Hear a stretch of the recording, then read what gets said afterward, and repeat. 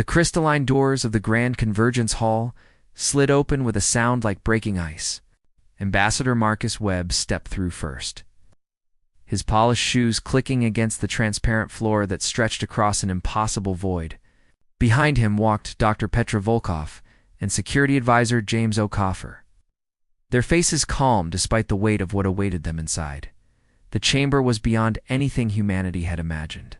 It hung suspended in the darkness between galaxies, a massive sphere of living crystal that pulsed with colors no human language had words for.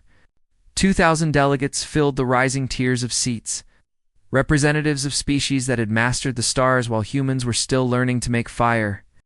Some had scales that reflected light like mirrors. Others floated in spheres of liquid, or existed as patterns of energy contained in fields of force. A few looked almost human, which somehow made them more unsettling than the truly alien ones. Marcus felt every eye, sensor, and consciousness in the room focus on the three humans as they walked toward the central platform. The silence was absolute. Even the translation fields that would allow communication seemed to hold their breath. At the far end of the chamber sat the High Tribunal. 7 beings arranged in a semicircle on a raised dais. The center position belonged to Quarren, creature of pure crystal, whose body contained entire galaxies of light that swirled with thought and memory. The eternal archives, they called his species. They remembered everything, forgot nothing, and judged without mercy or favoritism. Marcus reached the platform and stopped at the designated mark. A force field hummed to life around the 3 humans, isolating them in a cylinder of energy. Not quite prisoners, but certainly not free. Quarren's voice filled the chamber without sound, translated directly into their minds. The Council recognizes the human delegation. You stand before us not accused of crimes committed, but evaluated for potential threat. Speak your designation and purpose. Marcus stepped forward, shoulders back. Ambassador Marcus Webb of Earth, representing the United Territories of Humanity. We come seeking recognition as a spacefaring civilization and requesting removal of the quarantine that has confined us to our birth system for 300 years. A ripple of movement passed through the assembled delegates. Some leaned forward with interest. Others pulled back as if the very mention of humanity was dangerous. Recognition requires meeting specific criteria, Quarren stated. The crystal bodies shifted colors from blue to amber. Technological threshold achieved. Social stability demonstrated. Peaceful intent verified. However, there exists a complication unique to your species. A hologram materialized above the humans, a rotating image of Earth in perfect detail. Beautiful blues and greens and whites. The planet that had given birth to humanity, floating in the darkness like a jewel. Then the warnings began to appear. Red symbols cascaded across the holographic surface, each one a danger marker. Marcus felt his stomach tighten. World designation, Terra 3 Sol System, Quarren continued. Planetary classification, Class 12 Death World. Gasps and shocked noises erupted from the alien delegates. Some species required translation of the term, but when they understood, their reactions ranged from disbelief to horror. Gravity, 1.4 times galactic standard, Quarren listed methodically. Atmospheric composition, corrosive levels of oxygen, pressure fluctuations, extreme. Weather systems, catastrophically violent. Tectonic activity, hyperactive. Magnetic field variations, severe. Microbial lethality index, 847 on a scale where 100 is considered hazardous. Megafauna aggression rating, unprecedented in known space. Petra's face had gone pale. She gripped Marcus's arm. They're describing Earth like it's a war zone. To them it is, James whispered back. The hologram changed, showing Earth's history in fast motion. Asteroid impacts that would have sterilized other worlds. Ice ages that buried continents. Volcanic eruptions that darkened the sky for years. Storms that could swallow entire regions. Earthquakes that reshaped coastlines overnight. There are only 4 other Class 12 worlds known to exist in catalogued space, Quarren said. 3 are completely uninhabitable. The fourth is under permanent quarantine after indigenous life forms proved too dangerous to approach. Yet you, humanity, evolved on this nightmare planet. More than that, you thrived there. You became the dominant species not through natural armor, venom, or size, but through intelligence and adaptability forged in constant crisis. A delegate rose from the left tier, a being that looked like a column of blue smoke in a containment suit. The tribunal must consider precedent. Class 12 species have historically proven unstable when given access to interstellar civilization. The risk is existential. They bring with them the violence of their birth worlds. Another delegate stood, this one vaguely reptilian with feathers instead of scales. The Threxian collective supports containment. Deathworld species are unpredictable. Their psychology is shaped by survival pressures we cannot comprehend.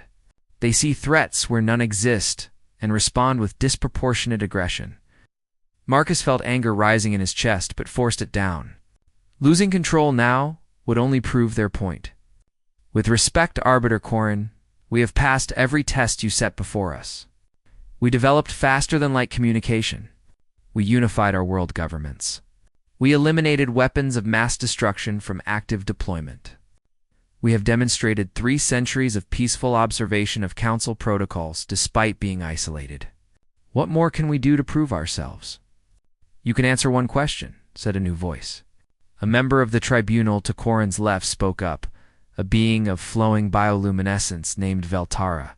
If Earth is so deadly, if it shaped you through such violence and hardship, how can you claim to be peaceful? How can we trust that you will not bring that violence to the stars? The question hung in the air. Marcus opened his mouth to respond, but Quarine raised a crystalline appendage. The tribunal will vote on humanity's petition. Standard protocols apply. A majority of 5 is required for approval. 7 glowing spheres appeared above the tribunal members, spaces waiting to be filled with their judgment. Green for approval, red for denial, amber for abstention. One by one, the votes appeared. Red, red, amber, red, red, amber, green dot, for votes for denial. 2 abstentions. Only 1 approval. The petition is denied, Quarren announced. Humanity will remain under quarantine. Your system will continue to be monitored. Any attempt to leave will be met with containment measures. This judgment is final. Guards began moving toward the platform, energy weapons visible at their sides. The force field around the humans intensified, preparing to transport them away. Petra's voice cut through the chamber like a blade. You've reviewed our biology, our technology, our history, but you haven't asked the crucial question. The guards paused. Quarren's crystalline form shifted colors, curious despite the formal judgment. Explain yourself, human. Petra stepped forward, her scientist's mind racing. If Earth is so deadly, if it's this impossible nightmare world you describe, then answer me this. Why didn't it kill us? Why are we standing here at all? You've studied 2,000 civilizations. Surely you understand that survival on a Class 12 world shouldn't be possible, especially for a species with no natural weapons, no armor, no venom. Yet here we are. Doesn't that make you wonder what you're missing? The chamber fell silent. Marcus could see the calculation in Quarren's crystalline depths. The vast intelligence considering this new angle. You are suggesting there is additional information relevant to our judgment, Quarren said slowly. I'm saying you don't understand Earth at all, Petra replied. And if you're going to condemn us based on incomplete data, you're violating your own principles of objective analysis. Give us 24 hours. Let me show you what Earth really is and what it made us. Then make your judgment. The tribunal members consulted among themselves in ways that transcended speech. Finally, Quarren spoke. Your request is unprecedented. However, the principle of complete information is foundational to council justice. You will have 24 standard hours to present your case. Guards will escort you to secure quarters. The chamber will reconvene at the designated time. As the force field transported them away, Marcus caught one last glimpse of the assembled delegates. Some looked angry at the delay. Others looked intrigued, but all of them looked afraid, and that, Marcus realized, was the real problem they had to solve. The presentation chamber was smaller than the main hall, but no less intimidating. Petra stood at the center of a spherical projection field while 500 delegates watched from surrounding tiers. The full tribunal sat in observation positions with Quarren directly before her. Armed guards lined every exit. Marcus and James sat in an observation box, unable to help. Only watch, Petra took a deep breath and activated the first hologram. Earth appeared again, but this time without the warning symbols. Just a planet, blue and alive, spinning in the darkness. "You call this a death world," she began. "Let me show you why that term doesn't mean what you think it means." The image shifted backward in time. Earth 4.5 billion years ago, a ball of molten rock being bombarded by asteroids and comets. The delegates watched as a Mars-sized object slammed into the young planet in a collision that should have destroyed it completely. "This is the HFY impact," Petra explained. "It nearly destroyed Earth before life even began. It melted the surface, ejected enough material to form our moon, and tilted our planetary axis 23 degrees. That tilt created our seasons. Those extreme seasons became one of the driving forces of evolution. Life on Earth had to adapt to constant change from the very beginning." The hologram fast-forwarded. Oceans formed. Simple life appeared. Then came the first mass extinction. "Great oxygenation event," Petra said. "Earth's early life produced oxygen as waste. That oxygen was poison to most organisms at the time. 99% of all species died. But the survivors adapted. They learned to use oxygen for energy, becoming more complex, more resilient. Earth didn't just survive its first apocalypse. It evolved because of it." Delegate from the Threxian collective spoke up. "This proves our concern. Your world is defined by extinction and death," Petra countered. "It's defined by survival and adaptation. There's a difference. Watch." The hologram showed Earth's 5 major mass extinctions. Asteroid impacts. Volcanic eruptions that lasted millions of years. Ice ages that froze the oceans. Each time, life nearly ended. Each time, it came back stronger, more diverse, more capable. 450 million years ago, life moved onto land. 370 million years ago, trees evolved and created forests that changed the atmosphere. 65 million years ago, an asteroid killed the dinosaurs and gave mammals room to thrive. Each disaster created new opportunities.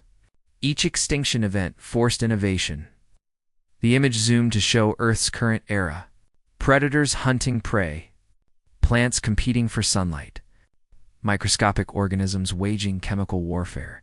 The complexity was staggering. "You see violence?" Petra said quietly. "We see the most sophisticated ecosystem in known space. Every organism on Earth exists in a web of relationships, so intricate that removing a single species can collapse entire food chains. We learned cooperation because we had to. We learned innovation because standing still meant death. We learned persistence because giving up was not an option." She changed the hologram to show human evolution. Small primates in trees, vulnerable to every predator. Then walking upright on dangerous savannas. Learning to make tools, discovering fire, building shelters. Humans have no claws, no fangs, no venom, no natural armor. We run slower than prey animals and lack the strength of predators. By every physical measure, we should have gone extinct. But we had something else. We had each other. The hologram showed early humans hunting together, sharing food, caring for injured members of their group. It showed them adapting to every environment on Earth, from frozen tundras to burning deserts to dense jungles. We survived through cooperation and intelligence. We turned our weakness into strength. And yes, we fought each other too. We had wars. Terrible, devastating conflicts that killed millions. But we also had moments of incredible compassion. We built hospitals. We created art. We explored not just to conquer, but to understand. Veltara of the Philosophical Enclave leaned forward. "You speak of cooperation, yet your history shows constant warfare. How do we reconcile this contradiction?" James stood up in the observation box, and Petra yielded the floor to him. He activated a new set of holograms, showing human military history, but also showing the spaces between conflicts. War taught us tactical thinking and organization, James said, but peace taught us something more valuable. After our most devastating conflicts, we didn't seek revenge. We rebuilt. After 2 world wars that killed hundreds of millions, we created international cooperation systems. After developing nuclear weapons that could destroy our entire species, we chose restraint. We've had the capability to end all human life for 300 years. We're still here. That's not luck. That's choice. He showed images of human space stations, peaceful scientific outposts, cooperative international missions. Earth shaped us for survival, yes, but we chose what kind of survivors to be. We chose cooperation over extinction. We chose exploration over isolation. We chose hope over fear. The chamber was quiet now. Some delegates were clearly moved. Others remained skeptical. Quarren spoke, the crystalline voice thoughtful. Your rhetoric is compelling, but words are easily spoken. The council requires proof beyond testimony and selected historical examples. Then test us, Marcus said, standing up. You have protocols for evaluating Deathworld species. Use them. Put us through whatever trials you need. Let us prove that Earth didn't make us monsters. It made us exactly what this galaxy needs. The tribunal consulted silently. The delegates murmured among themselves in 1,000 different languages, translated into a wash of overlapping sound. Finally, Quarren rendered judgment. There exists a testing ground. Kepler 4-4 to be a Class 7 world. It is considered moderately challenging by galactic standards. High temperature variation, thin atmosphere, aggressive native predators. Species under evaluation are given basic survival equipment and must endure for 72 standard hours. Of 43 Deathworld species tested in the last millennium, 41 failed. Only 2 succeeded, and both required advanced technological assistance.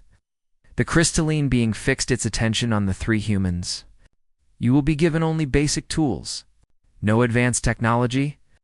No weapons beyond simple implements. No communication with your home world. Your performance will be monitored by council observers and broadcast to all delegates. Based on the results, we will render our final verdict on humanity's petition for recognition. Petra looked at Marcus. They had achieved what they wanted, a chance to prove themselves. But the cost was high. If they failed, it would confirm every fear the council had about humanity. The quarantine would become permanent, possibly even more restrictive. We accept, Marcus said firmly. Transportation will be arranged immediately, Quarren stated. The council will observe with great interest. Many among us believe you will fail within the first day. Others predict you will survive, but demonstrate the violent tendencies we fear. A few, myself included, are curious to see if you are truly different from other Deathworld species we have encountered. As guards moved to escort them to the transport bay, Veltara spoke one more time. Ambassador Webb, understand what you have agreed to. Kepler 44 to B has killed beings far more physically capable than humans. If you fail, if you die there, it will not be murder. It will be the natural consequence of overconfidence. Marcus met the bioluminescent being's gaze without flinching. With respect, Arbiter, you've studied our biology and our history, but you haven't spent a day in our shoes. You haven't felt what it's like to be the weakest creature in a world of predators and still find a way to thrive. Earth didn't make us weak. It made us unstoppable. The guards led them away toward an uncertain fate. Behind them, the delegates began placing bets on human survival. The odds were not favorable. But then again, the odds had never been favorable for humanity. They had survived anyway. That was the point Petra hoped the council would finally stand. The transport ship dropped them at dawn on a rocky plateau overlooking an alien forest. Kepler 4 for 2b's sun was smaller than Earth's, but brighter, casting sharp shadows that made everything look dangerous. The air was thin enough that breathing felt like standing on a high mountain. The gravity was slightly heavier than Earth's standard. Marcus, Petra and James stepped off the platform carrying only basic supplies, a knife each, rope, water containers, and fire-starting equipment. Nothing technological. Nothing that would give them an unfair advantage. The transport lifted off without a word, leaving them alone on a world that wanted them dead. "Temperature is already 30 degrees and climbing," Petra said, checking the simple thermometer they'd been allowed. "It'll hit 50 by midday, then drop to -20 after sunset. We need shelter fast." Marcus surveyed the landscape. The plateau offered visibility but no protection from temperature extremes. The forest below looked dense and potentially dangerous, but it also offered resources. "We go down. Find water, establish a defensible position. Build shelter before nightfall." It's thousands of light years away in the council chamber. Delegates gathered around holographic displays showing live feeds from observation drones. The three humans appeared as small figures against an overwhelming wilderness. "They're heading into the forest," a Threxian delegate noted. "Foolish. They should stay in the open where they can see threats approaching." "The open offers no shelter from temperature extremes," countered another observer. "They'll die of exposure before nightfall if they remain on the plateau." Quarren watched silently, the crystalline form pulsing with concentrated attention. This would determine everything. On Kepler 44b, James took point as they descended into the forest. The vegetation was wrong in ways that set off instinctive alarms. Trees with bark that looked like scales. Vines that moved slightly in still air. Flowers that released clouds of pollen that made their eyes water. "Watch everything," James warned. "Assume it's all dangerous until proven otherwise." They moved carefully, James using techniques he'd learned in Earth's most hostile environments. Every few minutes he stopped, listened, observed. Marcus marked their trail with small stone cairns, ensuring they could find their way back. Petra examined plants, looking for indicators of water or edibility. "Stream ahead," she said, pointing to a line of brighter green vegetation cutting through the darker forest. "And those leaf patterns suggest moisture-loving species. We're close." They found the stream 30 minutes later, clear water flowing over smooth stones. But James held up a hand before anyone approached. "Let me test it first." He filled a container and added a simple chemical indicator from their kit. The water turned slightly blue. Alkaline, but safe enough. "We can drink it if we boil it first." There, Marcus pointed to a small cave entrance in a rocky outcrop near the stream. Natural shelter. Defensible. Close to water. "This is where we make camp." In the council chamber, the mood shifted. The humans had found an ideal location in under an hour. They moved with purpose and efficiency that seemed impossible for beings who had never visited this world before. "Luck," a delegate muttered. They stumbled onto a good position. But Valtara was watching more carefully. "Look at how they move. The way they communicate without speaking. They're not lucky. They're experienced. This is what they do." The humans worked with remarkable coordination. Marcus gathered stones for a fire pit while James cleared the cave of debris and potential hazards. Petra collected dry wood and identified safe plants.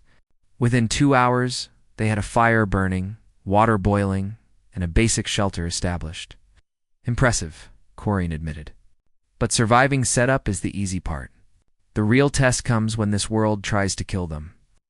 The temperature climbed as predicted. At midday, the heat was brutal. But the humans had already prepared, soaking their clothing in the stream and staying in the cave's shade. They rationed water carefully and moved only when necessary. "They understand energy conservation," an observer noted. "Many species panic in heat and exhaust themselves." As afternoon turned to evening, the temperature began its rapid drop. The humans had already gathered enough wood for the entire night. They built their fire strategically, positioned to reflect heat into the cave while remaining small enough to not attract attention. That was when the first predator appeared. The observation drones captured it clearly. A riptor, the locals called it. A wolf-sized creature with 6 legs, razor-sharp claws, and a mouthful of teeth designed for tearing flesh. It moved through the darkening forest with practiced stealth. Drawn by the scent of mammals it had never encountered before, in the council chamber, delegates leaned forward. This was the moment many had been waiting for. The moment humans would reveal their true nature. The Riptors circled the camp, staying in the shadows. Then 2 more appeared. Then 3 more. A pack of 6, coordinating their approach with frightening intelligence. James noticed them first. He touched Marcus's arm, pointed silently. Marcus nodded and woke Petra with a gentle shake. No panic, no shouting. Just calm preparation. Behind the fire, Marcus whispered. Let it work as a barrier. James, you take right flank. Petra left. I'll hold center. Make noise, look big. Show we're not easy prey. They moved into position as the Riptors closed in. The lead creature stepped into the firelight, its eyes reflecting orange. It snarled, testing them. James banged his knife against a stone. The sharp, metallic sound made the Riptor flinch. Marcus grabbed a burning branch from the fire and thrust it forward. Petra started shouting, her voice echoing off the rocks. The effect was immediate and startling. The Riptors backed away, confused by the coordinated defense. They had never encountered prey that fought back this way. No claws or fangs, but something more unsettling. Organization, strategy, control. The lead Riptor charged. Marcus swung the burning branch in a wide arc, forcing it to dodge. James threw a stone with precision, hitting it in the shoulder. Petra created a wall of noise by banging equipment together. The combination of fire, projectiles, and sound overwhelmed the predator's decision-making. The pack retreated into the darkness, their snarls fading into the night. In the council chamber, silence reigned. What the delegates had just witnessed defied their understanding. The humans had been outnumbered and physically outmatched. They should have been killed. Instead, they had driven off apex predators without even injuring them. They didn't kill, Veltara said softly. They could have. The predators were vulnerable, but they chose intimidation over violence. Tactical superiority, a military observer noted. They assessed threats, coordinated responses, and controlled the engagement parameters. That's not instinct. That's training applied to an unknown situation. Quarren said nothing, but the colors swirling in the crystalline form had shifted. Calculation was giving way to something else. Respect. On Kepler 4-4 to be. The humans maintained watch through the night. They took turns sleeping, kept the fire burning, and stayed alert. When dawn came, they had survived the first critical period. Day 2 brought new challenges. Poisonous insects. Sudden storms that turned the stream into a raging torrent. Plants that released caustic sap when touched. Each threat was met with observation, caution, and problem-solving. Petra created a field guide of dangerous species, teaching the others what to avoid. James improved their defenses, building barriers and early warning systems using tripwires and noisemakers. Marcus explored the surrounding area, mapping resources and escape routes. By the end of Day 2, they weren't just surviving, they were thriving. The observation feeds showed a camp that looked semi-permanent. Dried meat hanging from branches. A water filtration system using sand and charcoal. Even primitive weapons, spears made from straight branches and sharpened stones. 72 hours was supposed to be a test of endurance, a delegate said, disbelief in their voice. They've turned it into a colonization mission. The third night brought the Riptors back, but this time with greater numbers. 10 of them, hungry and determined. The humans' fire barriers held, their coordination perfect. They drove the pack away again, this time without even needing to engage directly. When the extraction ship arrived at the 72-hour mark, the humans were sitting by their fire, cooking fish Petra had caught using a woven net trap. They looked tired but healthy, competent, unbroken. The transport pilot, being of crystallized thought, stared at the camp in amazement. How did you do this? Marcus smiled wearily. We're from Earth. This is what we do. Back in the council chamber, the silence was absolute. Every delegate was watching the feeds. Watching 3 humans climb aboard the transport. leaving behind a functioning survival camp that could have sustained them for months. Quarren finally spoke. Bring them back to the chamber. The council will render judgment.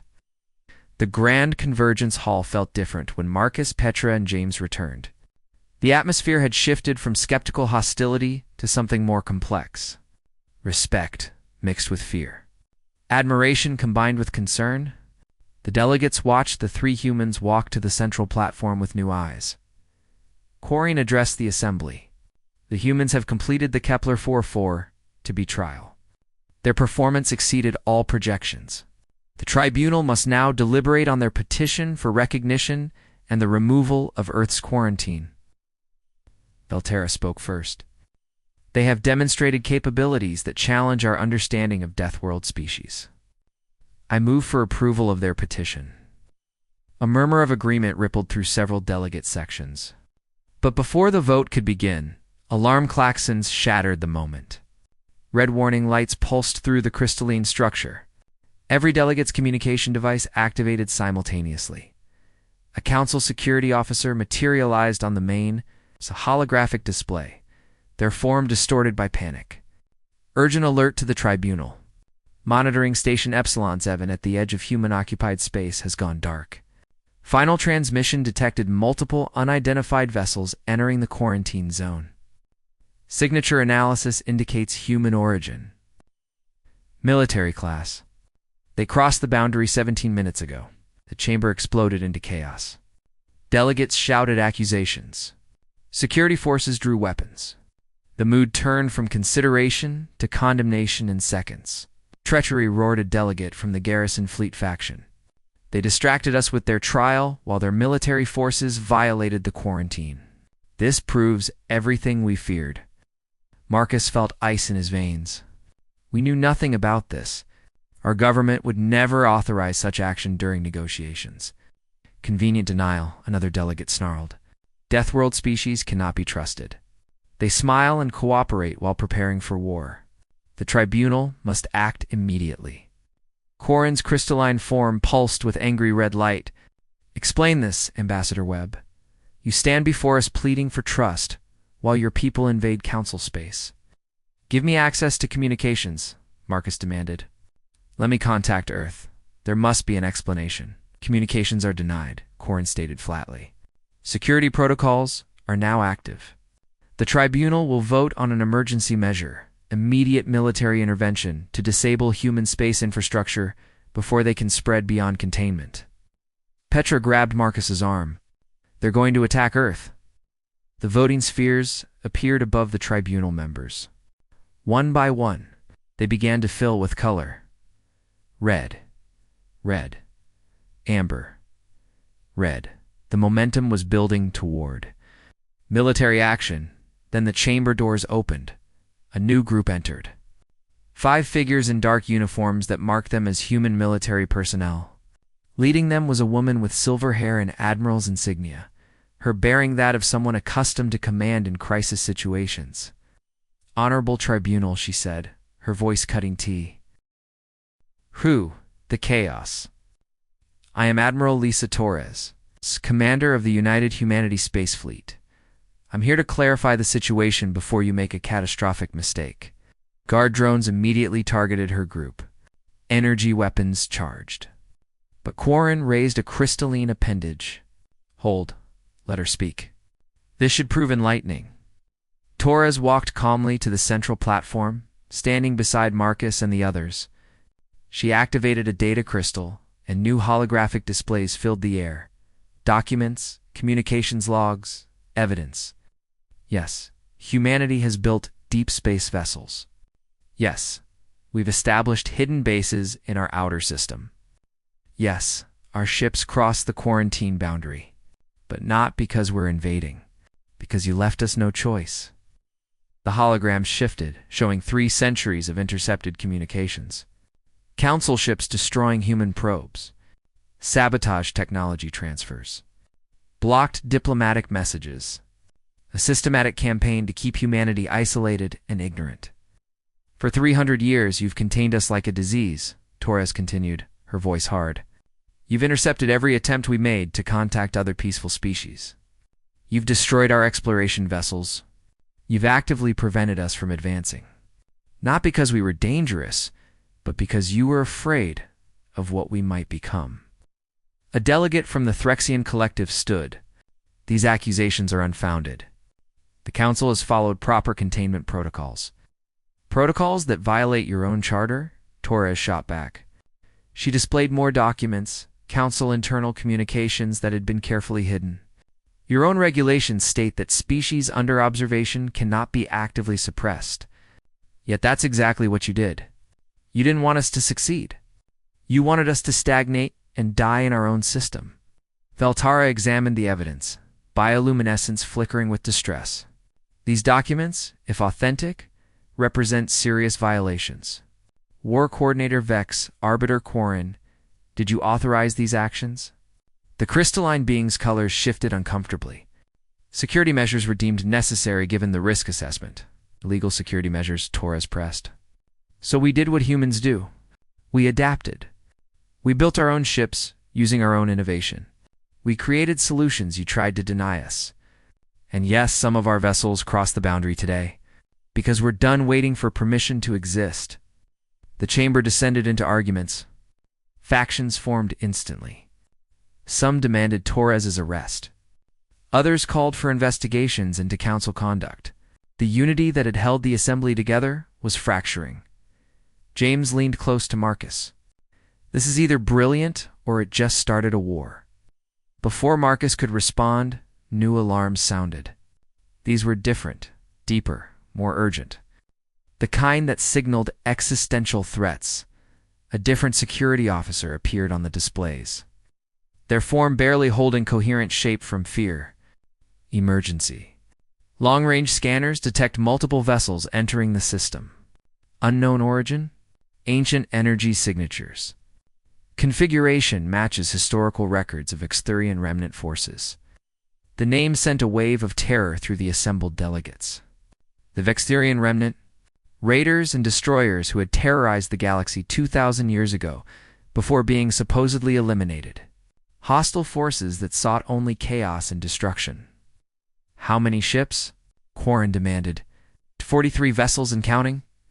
They're targeting the Convergence Hall directly. Council defense forces are moving to intercept, but they're scattered across the system. Estimated time to effective defense perimeter, 12 minutes.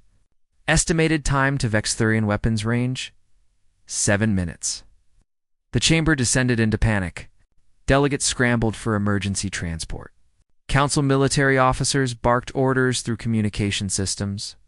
The carefully maintained order of galactic civilization was collapsing into chaos. Torres turned to Quarren. Your forces are out of position. You need help. Immediately. We will not accept assistance from species who violate our space, Quarren said. But the certainty was gone from the crystalline voice. Then you'll die, Torres said flatly. The Vexthurians chose this moment deliberately. They've been watching, waiting for you to be divided and vulnerable. They don't care about your laws or your pride. They'll destroy this chamber and everyone in it. Marcus stepped forward. Admiral Torres is right. We have ships in the area. Armed and ready. We can help defend this position while your forces regroup. But you need to make a choice right now. Do you want to survive? Or do you want to maintain your prejudice against humanity while your civilization burns? The seconds ticked away. The holographic displays showed the approaching Vexthurian fleet, dark shapes against the stars. Weapons already charging for their attack run, Quarren's colors shifted rapidly, cycling through patterns that indicated intense internal conflict. The other tribunal members watched, waiting for the senior arbiter's decision. Finally, the crystalline being spoke. Admiral Torres, you are authorized to engage the hostile forces. Coordinate with Council Tactical Command. All available assets will support the defense. Torres didn't waste time with acknowledgement. She activated her communication device. All human vessels. This is Torres. Authorization code. Victor Savanalfat. Engage Vexthurian forces. Protect the Convergence Hall. Show them what Deathworlders can do. In the darkness beyond the station, 12 human warships decloaked from stealth positions. Their engines burned bright as they accelerated toward the incoming threat. Ships built in secret, designed by engineers who grew up on a planet that demanded excellence or extinction. The battle was about to begin, and humanity's true test was just starting. The holographic displays in the Convergence Hall transformed into tactical readouts. 12 human warships appeared as blue markers, accelerating toward 43 red contacts representing the Vexthurian fleet. The numbers were not favorable, but numbers had never stopped humanity before. Captain Helena Rodriguez commanded the lead ship, the UHSF Tenacity. Her voice came through the communication channels calm and professional. Council forces, this is Tenacity. Transmitting tactical data now? We're going to draw their fire while you reposition. Stay behind our formation until you're ready to engage. A council military coordinator responded, confusion clear in their translated voice. Negative. Tenacity. You're outnumbered 4-1. Standard doctrine requires defensive positioning and coordinated volley fire. Standard doctrine is about to get everyone killed, Rodriguez replied. Trust us.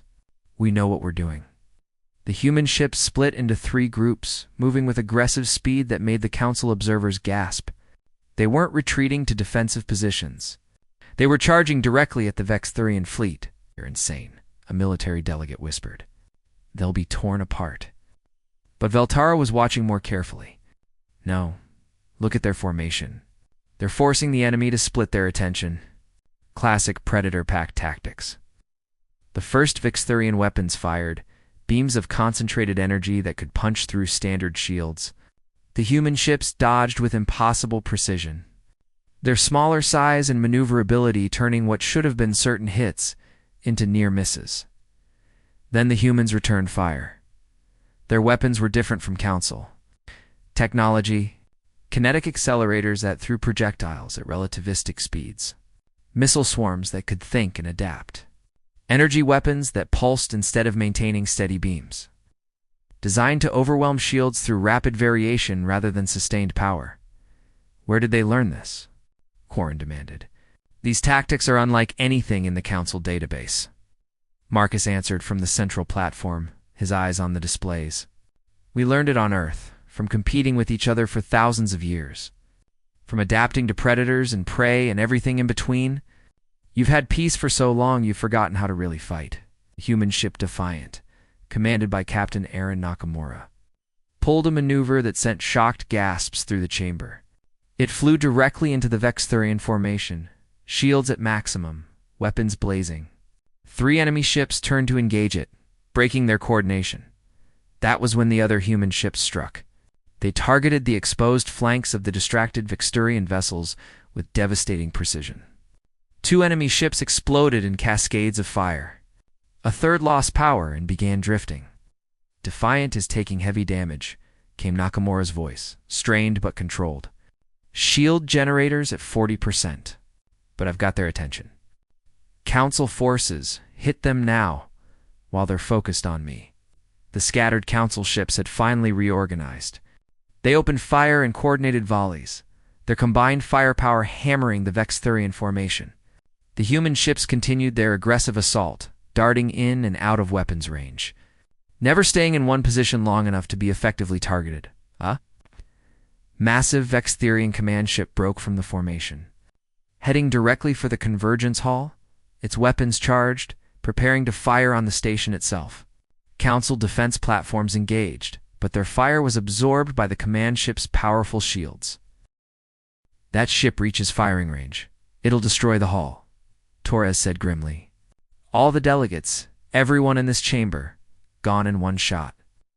Marcus saw the calculation happening in Quarren's crystalline form.